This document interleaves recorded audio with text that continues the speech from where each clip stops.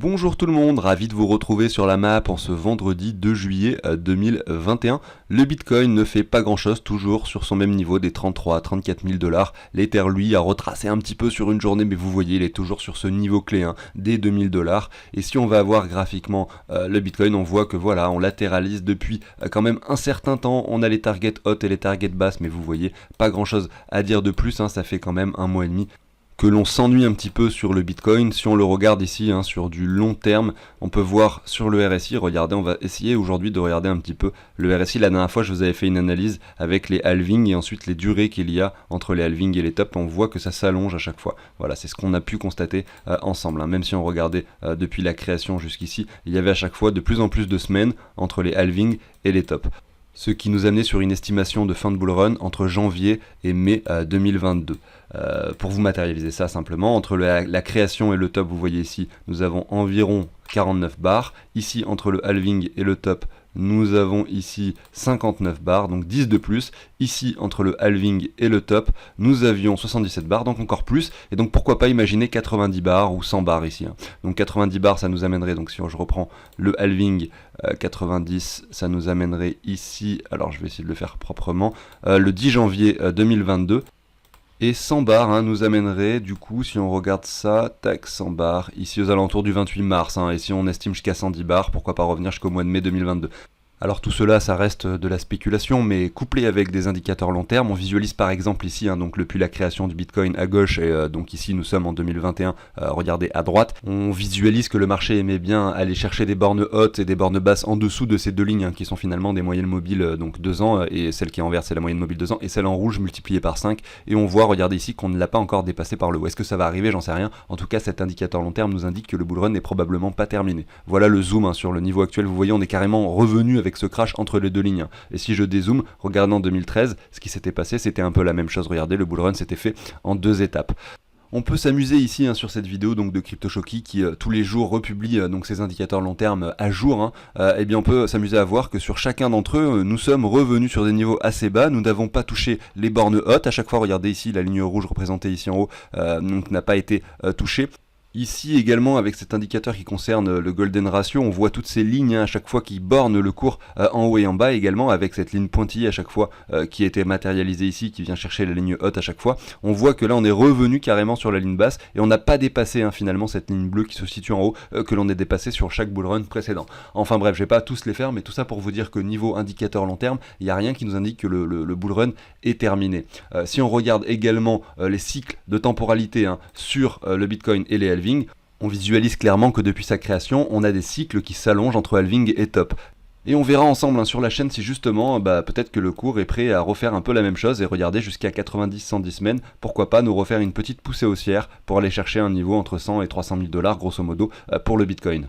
Allez, je vous passe un petit dernier indicateur qui en plus matérialise ce que j'étais en train de vous montrer, mais de façon un peu différente. Ici, vous avez chaque jour représenté, donc regardez, par exemple en rouge, nous sommes situés à 1400 jours du prochain halving. Et les couleurs changent jusqu'à ce que nous arrivions finalement au moment du halving ici en violet. Vous voyez, donc les limites à chaque fois, je ne sais pas si vous voyez ma souris, elle se situe ici, le halving est à cet endroit-là, le halving est à cet endroit-là, le halving est également ici en 2020, à cet endroit-là, le 11 mai c'était. Donc qu'est-ce qui se passe? On voit que les sommets à chaque fois sont touchés à des moments différents, mais quasiment similaires. Par exemple, lors du dernier bull run, nous étions dans la couleur verte, on va dire ici vraiment vert, donc à peu près 900 jours avant le halving. Le bull run précédent, nous étions plus dans le jaune, entre le vert et le jaune, donc plutôt 1100 jours. Avant le halving, et ensuite regardez la phase d'avant, malheureusement on n'a pas les données suffisantes, vous voyez il n'y a pas de halving, c'était la création du Bitcoin, donc on peut pas forcément faire d'analyse dessus. Mais ce qu'on visualise également ici, c'est qu'on a cette ligne violette qui représente le stock to flow, qui est calculé de cette façon. C'est donc, on va prendre la quantité totale de Bitcoin, on va le diviser par la quantité de Bitcoin produit annuellement. Et donc la quantité de Bitcoin produit annuellement est divisée par 2 toutes les 4 ans. Et c'est pour ça que tous les 4 ans, vous avez finalement cette poussée là, au niveau de cette ligne violette. On voit que finalement ça augmente à chaque fois, c'est parce qu'à chaque fois, tous les 4 ans, on divise par 2 la récompense des mineurs, et donc la quantité de Bitcoin produit, hein, et on voit qu'à chaque fois le cours aime bien longer cette ligne, vous le voyez, et donc ça a été le cas à chaque fois, on l'a même dépassé à chaque fois lors des bulles spéculatives, hein. C'est ce qu'on peut appeler une bulle, hein, finalement c'est lorsqu'on est au-dessus de cette ligne, hein. Là vraiment c'est que beaucoup de gens sont en train de spéculer sur le fait que le Bitcoin va monter beaucoup plus haut, et bien sûr ça crée une bulle parce que les gens en achètent juste parce que les autres en achètent, c'est comme si par exemple un ami à vous vous dit il faut absolument le faire maintenant, tout le monde veut le faire, donc c'est comme ça qu'une bulle se crée et que la peur de rater le train se crée, et derrière forcément il y a un crash, hein. Tous les gens qui ont acheté avant vont pouvoir revendre leur bitcoin et vont faire descendre le marché instantanément et pour prendre leur profit tout simplement, hein. C'est comme ça que derrière il y a des gens qui perdent de l'argent, il faut en rester conscient. Donc vous voyez, à chaque fois on vient le dépasser, et là regardez, aujourd'hui on ne l'a pas encore du tout dépassé, on est encore très tôt dans le cycle, hein, quand on regarde la couleur. Voilà encore une indication, hein, qui me fait penser que le bitcoin pourrait continuer à grimper et que le bull run n'est pas terminé, mais bien sûr tout ça n'engage que moi. Et c'est la raison pour laquelle, hein, j'ai créé un portefeuille fictif au mois de novembre avec vous, qu'on essaye de faire fructifier ensemble chaque semaine. Donc je mets des paliers d'achat en fonction, hein, des analyses graphiques que l'on fait ensemble sur la chaîne, que je faisais tous les jeudis, là maintenant je le fais les vendredis, mais peu importe. Donc il y avait un investissement de départ de 10 000 €, ça c'était les pourcentages voulus de chacune des cryptos de ce portefeuille que j'avais imaginé, avec 10 cryptos pour faire simple, hein. Moi sur le mien j'en ai beaucoup plus, j'en ai entre 50 et 100, je vais pas vous dire combien, mais voilà, j'en ai beaucoup, et ça c'est simplement pour faire l'exemple, je vais pas dans mes vidéos analyser 50 crypto-monnaies, c'est impossible, ça durerait bien sûr beaucoup trop longtemps. Donc là aujourd'hui c'est la vidéo consacrée à ce portefeuille fictif, donc on va aller analyser ces 10 crypto-monnaies pour lesquelles il y a déjà eu pas mal d'achats qui se sont déclenchés, mais il y a encore certaines cryptos où il reste des achats à faire, hein. Donc il y avait par exemple pour le Bitcoin 25%, donc 2500 € à investir.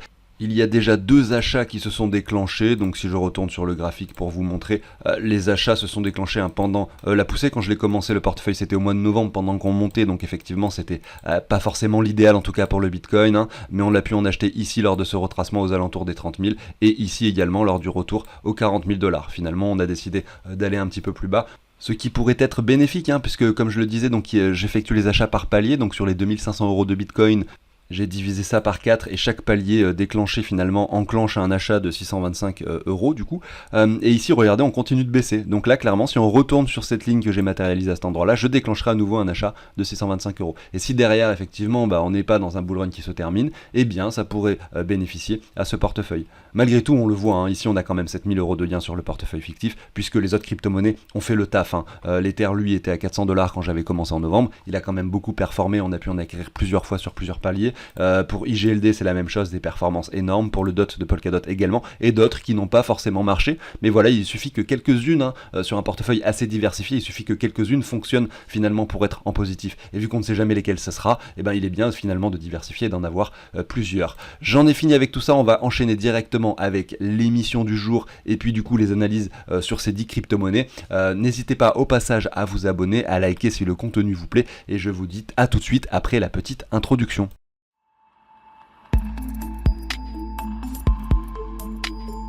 Allez, c'est parti, on va commencer directement avec le Bitcoin, mais avant ça je vais vous parler rapidement du tableau que je vous partage également, hein, sous l'échange d'une donation pour ceux qui seraient intéressés. Ceux qui ne le sont pas ou ceux qui ont déjà le tableau, n'hésitez pas à passer dans la barre de lecture au chapitre suivant pour voir les analyses. Donc en fait c'est simplement un tableau qui récapitule tous vos investissements, ça vient chercher, donc il y a plusieurs onglets, hein. Ça vient chercher le prix des crypto-monnaies en temps réel, vous allez pouvoir ajouter toutes vos cryptos ici, jusqu'à 200 par exemple, vous voyez je viens d'ajouter AAVE et 1inch, et regardez leur prix s'affiche en dollars, en euros automatiquement. Donc ça c'est un petit programme sur le tableau qui est bien sûr fourni avec. Derrière vous avez la possibilité d'ajouter ce que vous possédez de chacune des cryptos, donc là les deux que je viens d'ajouter, vous allez pouvoir mettre ce que vous en possédez de chacune. Par exemple j'ai un AAVE sur cette plateforme là, j'en ai 1,5 sur celle là, donc ça vous permet de vous connecter à chacun de vos échanges et d'aller simplement ajouter ce que vous possédez. Du 1inch par exemple j'en ai 200 ici tout simplement, et derrière voilà ça vous dit combien vous en avez en dollars, en euros, le pourcentage par rapport à votre portefeuille. Vous allez vous partir d'un fichier vierge avec seulement le Bitcoin et l'Ether, c'est sur Google Sheet, hein, c'est pas sur Excel, et derrière vous allez pouvoir ajouter toutes vos cryptos,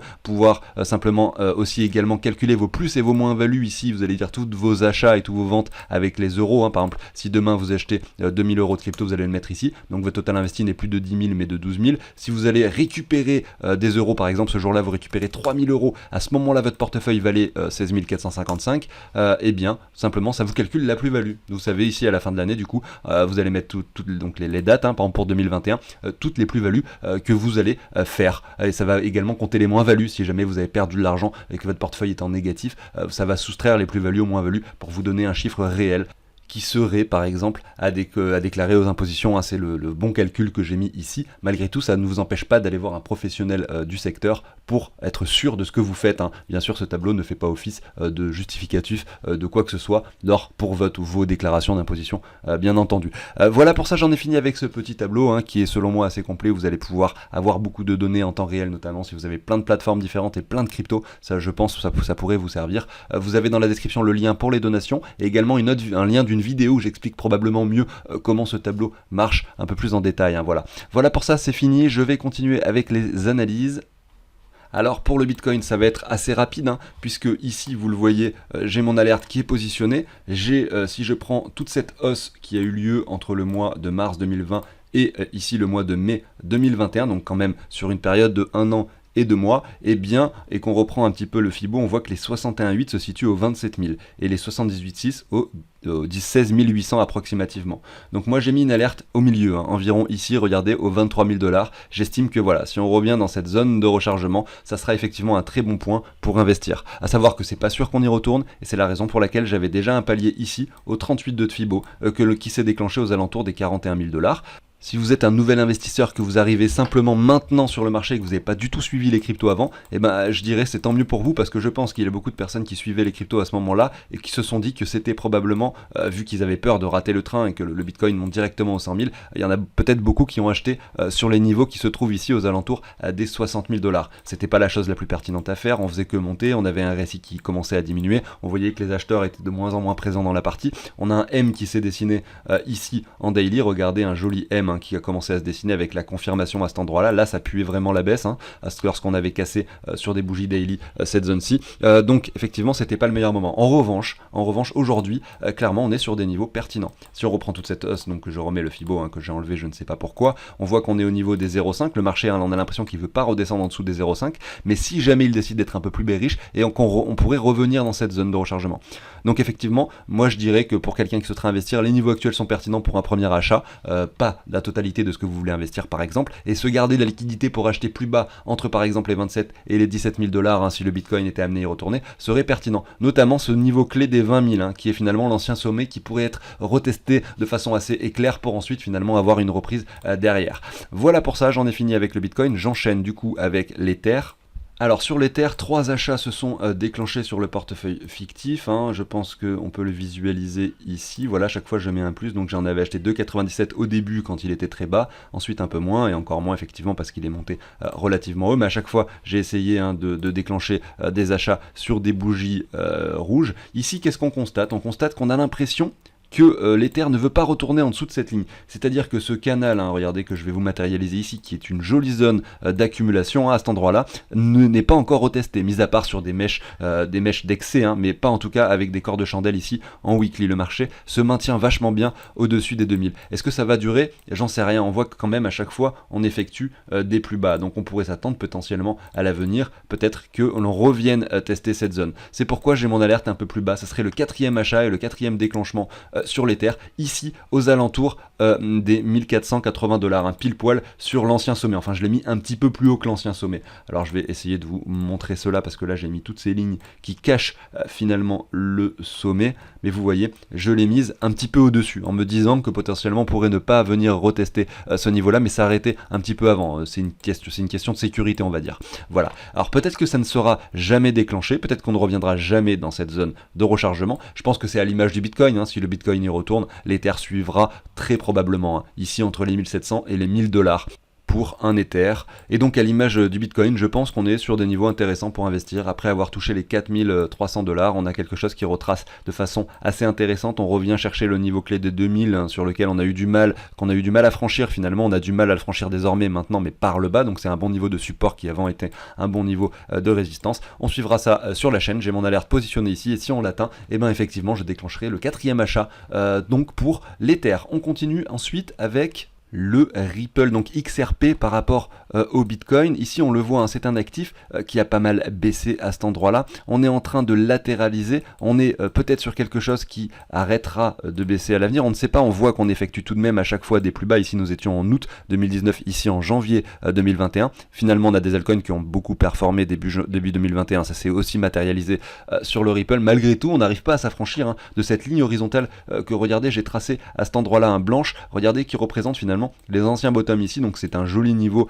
de résistance désormais. Il faudrait vraiment venir s'affranchir de cette ligne par le haut, en tout cas sur le XRP par rapport au Bitcoin, pour estimer potentiellement une hausse future, pour pourquoi pas revenir chercher ces anciens sommets.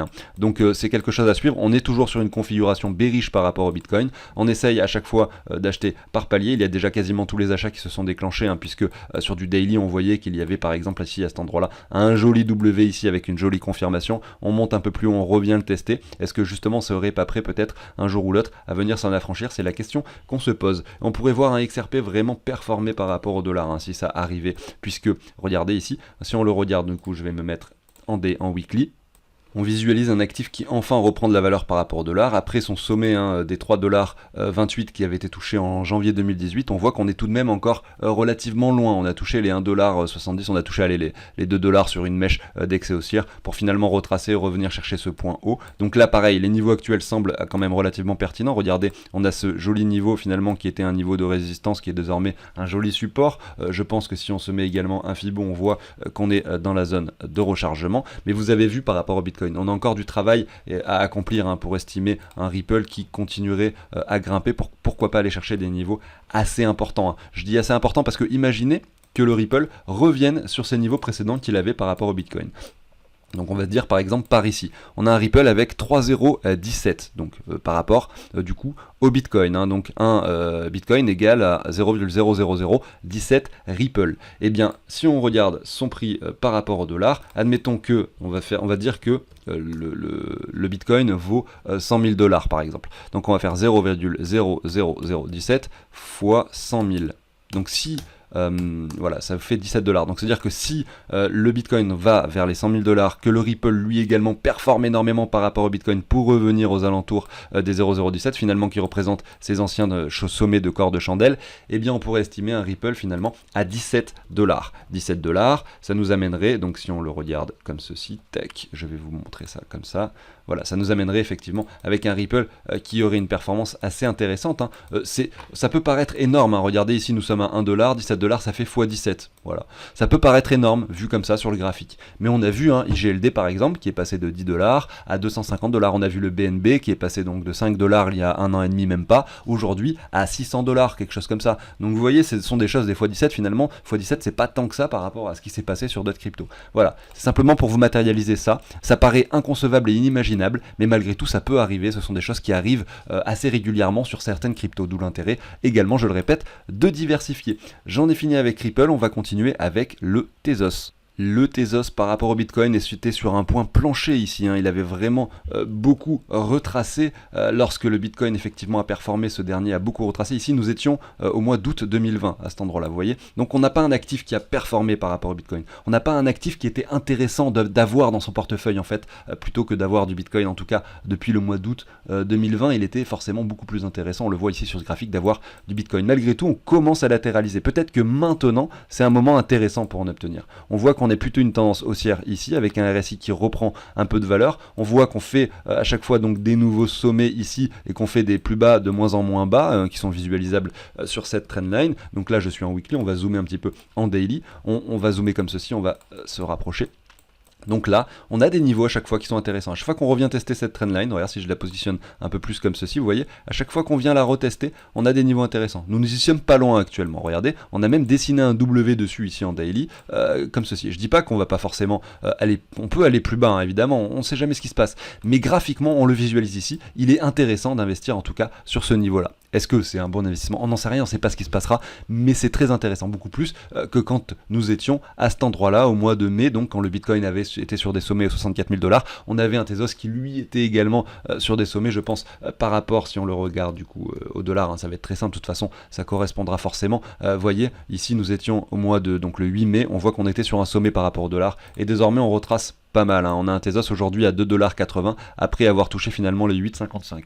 Donc c'est la même chose, on voit qu'on est sur un niveau intéressant, également par rapport au dollar. On a cette trendline que l'on peut se positionner, on est venu la mêcher la semaine dernière, hein, de façon très précise, aux alentours des 2,20$. Aujourd'hui on est déjà sur 2,80$. Est-ce que là on est prêt à dessiner des choses intéressantes? C'est la question qu'on peut se poser, c'est trop tôt pour le dire en weekly. En daily on voit qu'on a également ce W par rapport au dollar. Si on va sur du 4 heures par exemple, on peut matérialiser également ce W sur du 4 heures, on le voit ici. Malgré tout c'est encore un peu tôt, hein.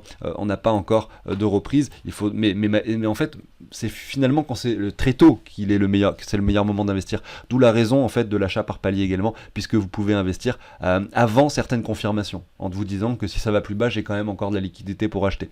Parce que si vous attendez toutes les confirmations pour acheter, par exemple, c'est ça qui est compliqué dans le trading en fait, c'est de se dire tiens peut-être que là en weekly je vais attendre les bonnes confirmations pour acheter, donc je vais attendre éventuellement, regardez que le marché fasse ceci, fasse cela, ils viennent dessiner un W comme ceci, et regardez la confirmation, vous allez l'avoir ici à 5$, finalement pour aller à 8$, vous n'allez même pas avoir un x2, alors que si vous commencez à investir par palier ici, en vous disant que vous allez avoir plusieurs achats à déclencher, que vous gardez la liquidité si jamais on décide d'aller plus bas, pourquoi pas, eh bien vous attendez pas toutes les confirmations, mais malgré tout, au lieu de faire un fois 1, quelque chose, vous allez faire quand même entre 2 et 8$ x 4, vous voyez, donc c'est pas du tout pareil, on parle pas du tout de la même performance, donc c'est pour ça que c'est plus on prend un risque sur le moment d'investir, plus on peut faire des gains, donc le risque est toujours associé au gain, mais on peut limiter ce risque justement en procédant avec des achats par palier. J'espère avoir été clair et que vous pouvez un petit peu mieux comprendre pourquoi je procède moi de cette façon. Voilà pour le Tezos, je vais continuer avec le Litecoin. Alors on le visualise ici, il était pas bon d'avoir du Litecoin dans son portefeuille depuis 2018, il a pas mal retracé. Et justement, est-ce qu'on n'est pas sur un point plancher désormais? Il a quand même touché les 20$ l'année dernière quand on regardait par rapport au dollar. Là certes, il a repris de la valeur par rapport au dollar, mais c'est grâce à cette poussée depuis début 2021 qui s'est produite sur les altcoins en général. Malgré tout, ça reste une poussée assez faible. On peut toujours se mettre cette ligne horizontale comme ceci. Vous voyez, on n'est pas venu casser ce niveau-ci. Voilà. Donc c'est vrai que on reste. Donc il y a également les niveaux qui ont été atteints à cet endroit-là. On reste sur quelque chose qui est encore faible par rapport au Bitcoin. Il va falloir attendre de venir s'affranchir de certains niveaux. Peut-être que là on va pas de faire de plus bas et enfin former un W. Donc ça reste de la spéculation toujours, mais le palier d'achat sur les niveaux actuels peut être pertinent si jamais c'est un actif qui a finalement atteint un niveau plancher, chose qu'on ne peut pas forcément savoir à l'avance, hein. Mais si on le regarde par rapport au dollar, donc on constate que cette poussée par rapport au Bitcoin qui a eu lieu début 2021 a pu l'amener finalement à ses niveaux précédents, ces sommets précédents aux alentours des 300-400$. Donc c'est intéressant, on revient aujourd'hui à 133$ testé, donc par rapport au dollar on a quand même quelque chose de très propre ici avec une poussée, un retour sur neckline de W. Donc là les niveaux actuels très pertinents. Est-ce qu'il fait bon d'acheter du Litecoin maintenant? Est-ce qu'on n'est peut-être pas prêt justement à casser ceci un petit peu plus bas avant de pousser? On n'en sait rien, peut-être, hein, c'est tout à fait possible. Mais vous voyez bien que quand même, si vous achetez par palier, les niveaux actuels, nous sommes dans la zone de rechargement entre les 61,8 et les 78,6. Si on décidait de revenir un peu plus bas, vous gardez un palier par exemple pour les 85,4 ou les 0,9 de Fibo dans cette zone-ci, voilà, aux alentours des 80$. Et derrière, vous gardez vos cryptos, et si jamais ce token décide de performer, et ben c'est tout bénef. Et si c'est pas le cas, et ben tant pis, ce sera un mauvais investissement, et c'est pour ça qu'on diversifie comme d'habitude. Voilà pour le Litecoin, je continue avec le Polkadot qui lui en revanche a été très bullish et a permis à ce portefeuille fictif que je fais avec vous de performer. Regardez, nous étions ici en décembre 2020 et derrière depuis le mois de janvier, il a établi des pourcentages énormes pour aller chercher même jusqu'à 300% par rapport au Bitcoin, sachant que le Bitcoin lui-même a également établi des pourcentages énormes. Par rapport au dollar, le DOT a explosé, si on le regarde du coup par rapport au dollar. On le visualise ici en un clin d'œil, il est quand même passé de 4$ ici à 50, donc quasiment x10. Et derrière, si on reprend toute cette hausse comme ceci, on voit que là aujourd'hui on s'établit à 14$, on est revenu tester cette zone de rechargement, on est en plein dedans, malgré tout on fait des plus bas, toujours plus bas. Il va falloir, c'est comme sur toutes les cryptos, on a des configurations quasi similaires, ça reste un peu la même chose pour chacune d'entre elles, donc il va falloir attendre effectivement de visualiser des W ici, de voir ce qui pourrait se passer dans cette zone de rechargement qui est selon moi un niveau pertinent pour acheter, comme sur la plupart des crypto-monnaies en ce moment. On va continuer du coup avec le Monero qui, à l'image du Litecoin, a une configuration assez bearish. Regardez, on fait des plus bas à chaque fois. Malgré tout, depuis début 2021, il a performé. Et donc, effectivement, en fait, c'est pas parce qu'on a des graphiques comme ça qu'ils n'ont pas été bénéfiques pour le portefeuille. Parce que moi, je l'ai commencé en novembre. En novembre, regardez, nous étions donc tac, février 2021. Novembre, nous étions tac, par ici. Donc vous voyez, nous étions par ici, sauf qu'à ce moment-là, le Bitcoin était à 12 000 $. Là, nous sommes toujours sur à peu près les mêmes niveaux, sauf qu'on a un Bitcoin à 33 000 $. Donc vous voyez, forcément, c'est un actif qui est bénéfique puisqu'il vaut donc plus cher, beaucoup plus cher par rapport au dollar qu'à cette période-là. Pour un même prix par rapport au Bitcoin, parce que le Bitcoin a augmenté, vous voyez, c'est un peu le principe. Et donc derrière, si jamais voilà, on arrive à avoir enfin une configuration haussière par rapport au Bitcoin, on pourrait enfin faire des performances énormes. C'est pas le cas encore aujourd'hui, certes il a été bénéfique pour ce portefeuille fictif, mais il n'a pas encore permis d'avoir des jolies performances. Ici en 2018, nous étions quand même beaucoup plus haut par rapport au Bitcoin. C'est si jamais cet actif était amené à revenir sur ses anciens points hauts, vous l'avez vu sur l'altcoin dominance, hein. L'altcoin dominance a énormément augmenté, on pourrait très bien avoir une continuation de cette augmentation avec un nouveau sommet qui s'établit, hein, plus que celui qui avait été atteint en 2018 sur l'altcoin dominance, et avoir effectivement des actifs comme par exemple le Monero qui commence à dessiner des W, des choses intéressantes et qui viennent par exemple chercher cette zone de rechargement. Ce qui cette fois-ci pourrait faire une performance de 300%, donc qui sait peut-être un x10 par rapport au dollar, et avoir un Monero à 2000 $ pourrait être envisageable. Là j'ai enchaîné, je suis déjà sur le Elrond Gold, donc IGLD.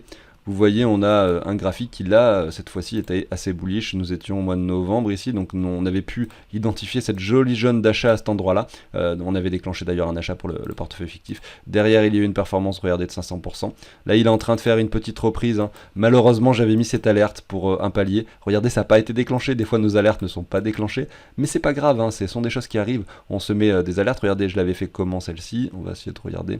Je l'avais mis au milieu de la zone de rechargement en fait. Mais vous voyez, elle n'a pas été déclenchée de peu, ce qui est très dommage parce qu'on a une jolie poussée, une jolie reprise par la suite. Ça ne veut pas dire qu'on va pas la déclencher plus tard, hein. Regardez, si on se met donc du coup en daily ici, sur Elrond Gold par rapport au Bitcoin, je peux toujours me positionner cette trendline. Regardez, on pourrait très bien à l'approche de celle-ci en retracer, former, donc continuer à former des M dans des M pour aller chercher un niveau plus bas. Malgré tout, si on la casse, il est fort probable que l'on vienne chercher les 78,6 de Fibo. Ou alors, si on vient commencer à s'affranchir de ce niveau-là et qu'on fait un plus bas, moins bas que le précédent, là on pourrait commencé à avoir quelque chose d'intéressant sur IGLD. Mais on reste dans une configuration bearish sur cet actif qui a été très très performant, et c'est tant mieux pour notre portefeuille fictif bien entendu. Donc là ça reste comme pour toutes les cryptos, selon moi on est sur des niveaux relativement intéressants. Si on le regarde par rapport au dollar, on est tout de même très très haut, hein. Moi j'étais tellement confiant sur cet actif que ça m'embêterait réellement, pour moi en tout cas, d'en acheter sur les prix actuels, regardez, à 80 $, hein. Malgré tout, on avait quand même touché les 246 $, et lorsque l'on avait retracé, je vous avais dit que voilà, cette zone de rechargement était pertinente entre les 100 et les 60 $, hein. Je l'ai dit plusieurs fois, on est revenu tester les 60 $ ici le 23 juin, donc la semaine dernière, hein, et regardez, on est en train de commencer à dessiner quelque chose d'intéressant avec un joli petit W qui s'est matérialisé ici, hein, sur ces 78,6, hein, de façon assez précise. Regardez, je vais zoomer un petit peu, on peut s'amuser à aller voir les IGLD sur du 4 heures ici, hein, par rapport au dollar. Regardez, on a touché les 60 $ à cet endroit-là, on a dessiné un W, et donc pour les personnes qui auraient par exemple acheté sur la confirmation de ce W, sur cette bougie rouge, verte, excusez-moi, au niveau des 72 $ par exemple, effectivement je pense que vous avez fait une affaire, hein. Quand on regarde le graphique long terme, là on est vraiment sur des niveaux pertinents sur IGLD1 par rapport au dollar. Je continue avec SNX par rapport au Bitcoin. On voit que depuis le mois d'août, on est plutôt sur une configuration bearish par rapport au Bitcoin. On est en train d'établir un nouveau bottom ici avec un RSI qui fait un plus bas également. Donc là, voilà, ça sent assez mauvais pour cet actif. Je pense que on pourrait très bien du coup se mettre un Fibo qui reprend toute cette hausse comme ceci, voilà, et se dire que cet actif pourrait sans problème revenir dans un premier temps chercher les 78,6 ici de Fibo. Voilà, on a quand même, en fait, selon moi, ça peut être intéressant d'investir dans des actifs qui sont dans les zones de rechargement, etc. Mais là, un peu moins, puisque on a quand même, ici, cette fois-ci, sur le graphique, on visualise tout de même, excusez-moi, je vais repositionner ça comme ça, on visualise tout de même ce grand M qui s'est dessiné, regardez ici, qui est confirmé à la fois sur le corps de chandelle et à la fois sur le RSI. Donc voilà, selon moi, j'ai comme un mauvais pressentiment. Après, peut-être que je me trompe et que c'est un actif qui va énormément performer dans les semaines, mois qui viennent. Mais malgré tout, moi je ne mettrai pas de palier ici avant le niveau des 78,6. Alors pour le portefeuille fictif, il y a déjà pas mal d'achats qui sont déclenchés parce que j'avais pas imaginé que ceci pouvait se produire malgré tout par rapport au dollar, hein. Il a été très performant depuis le mois de novembre, hein, comme la plupart des cryptos, donc c'est tant mieux, et on verra un petit peu ce qui se passera par la suite. Je continue avec Ocean qui, regardez, nous dessine ici quelque chose d'assez bearish également. On a un joli M qui est très très bien matérialisé ici, mais est-ce que c'en est vraiment un? On va dessiner ça comme ça, vous voyez, on est revenu qu'au 38,2 de Fibo. Donc là pour moi, c'est pas vraiment un M qui est matérialisé, et donc je pense pas je pense qu'il est peu probable que l'on vienne casser cette ligne par le bas. Ici on est en train de faire un double bottom. Est-ce que justement ça pourrait pas se transformer en W par la suite ici sur du weekly, et pourquoi pas revenir chercher, donc quand on le regarde par rapport au Bitcoin, la zone de rechargement qui est représentée ici, donc regardez entre les 5200 Satoshi et les 4300 Satoshi. On peut le regarder par rapport au dollar pour voir un petit peu ce qu'il se passe, et regardez, on est quand même encore, on le voit encore là, on est quand même sur un niveau intéressant. Vous voyez, on est dans cette zone de rechargement. Comme d'habitude, on a un graphique qui est quand même assez bearish, mais on voit qu'on est dans ce rectangle d'accumulation qui avait touché les cours plusieurs fois. On avait l'impression que le cours ne voulait pas passer ici, en dessus des 62 centimes, pour finalement le casser par le haut. Quand on casse une période d'accumulation par le haut, c'est assez explosif. On le voit ici, regardez, donc je vous le remets ici. On a cette zone d'accumulation. On a la cassure qui est assez franche qui a été faite à cet endroit-là, et regardez, c'est assez explosif par la suite, on est venu toucher les 1,90 $. Aujourd'hui, on retourne dans cette zone d'accumulation.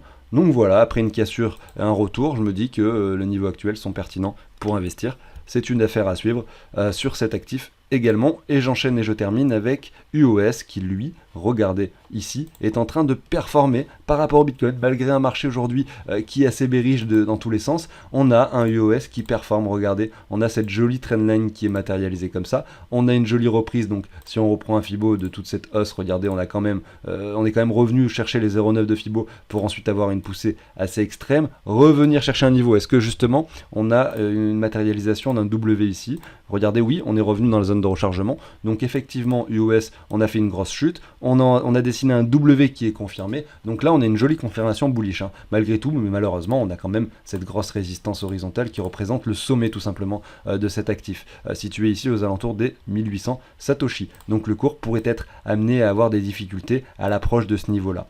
Si on le regarde du coup par rapport au dollar, voyons voir un petit peu ce qu'il se passe. On voit voilà qu'il a pas mal retracé, mais c'était assez express, il n'y a pas eu de jolie structure ici, en tout cas pas en weekly. On est revenu de façon express dans cette zone de rechargement, donc est-ce qu'on va monter d'un coup, ou est-ce qu'on n'est pas prêt peut-être ici en weekly, regardez, à former plutôt un W, donc peut-être qu'un retour de UOS aux alentours des 30 centimes à 26 centimes serait pertinent finalement avant une reprise. Je ne sais pas, c'est à vous de voir si c'est un actif dans lequel vous voulez investir. Par rapport au Bitcoin, on a une jolie confirmation, par rapport au dollar un peu moins. On voit que il n'y a pas de structure propre qui s'est dessinée ici. Il y en a eu une ici, mais c'est plutôt sur du très court terme, vous voyez, mais on est quand même sur quelque chose d'assez bullish, assez rapide, donc un petit retracement pourrait effectivement avoir lieu avant une continuation haussière. Voilà, j'en ai fini avec l'émission du jour, je crois que j'ai tout dit. N'hésitez pas à vous abonner, à liker si le contenu de la chaîne vous plaît. Merci à tous de m'avoir écouté, je vous dis à très bientôt sur la chaîne. Salut tout le monde!